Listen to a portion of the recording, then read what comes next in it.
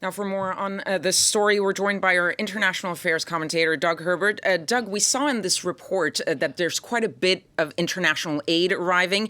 Can you tell us a bit more about that international effort? And also, how is this all being coordinated on the ground there? We know that politically it's a little bit tricky in Libya with those two rival governments. Yeah, there's a lot to pick apart there, but you're right. Look, I mean, the main thing we have to see this morning is as the scope, the magnitude of this tragedy seems to grow by the day, if not by the hour. The international aid efforts are gathering pace, they're gathering momentum. And what we've really been seeing, is, as that report showed, is a lot of military transport planes arriving from countries that are obviously the immediate neighbors of Libya, including Algeria and Turkey and Qatar and Egypt and so on and so forth, and the UAE, but also from beyond, from Europe. We saw the French sending their military planes. The UK is also heavily involved. Even the US, far adrift, is pledging to coordinate with the rival governments there.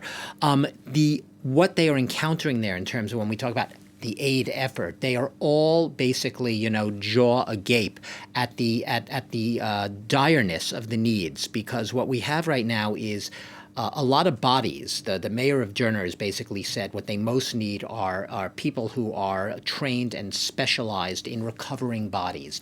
The bodies are both under the rubble, of which we saw in those pictures just how much rubble there is. 25% of Derna itself is completely destroyed. It's rubble. But not just rubble, but underwater. A lot of these bodies, as we know, were swept away. People literally swept away by the surge, the flash floods, swept away into the ocean, and now being swept back inland. So literally, day by day, people are discovering bodies everywhere. That is the reports that people are bringing back from the scene that these rescuers are discovering.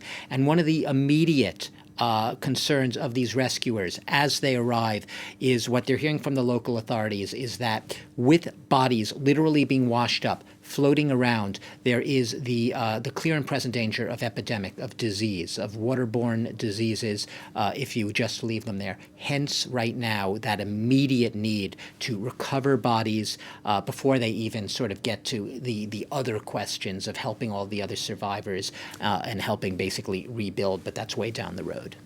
Well, you mentioned the dire situation of those who actually survived this disaster. Yeah. We're, of course, talking about Libyan citizens.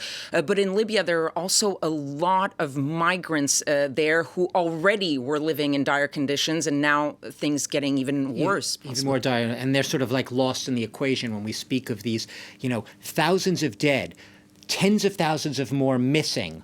Then you have the so-called internally displaced people. And these people have been literally, a lot of them are migrants. And by the International Office of Migration's estimations, there's over 700,000 of them. That's quite a lot, right? It's eyebrow-raising. 700,000 migrants in Libya.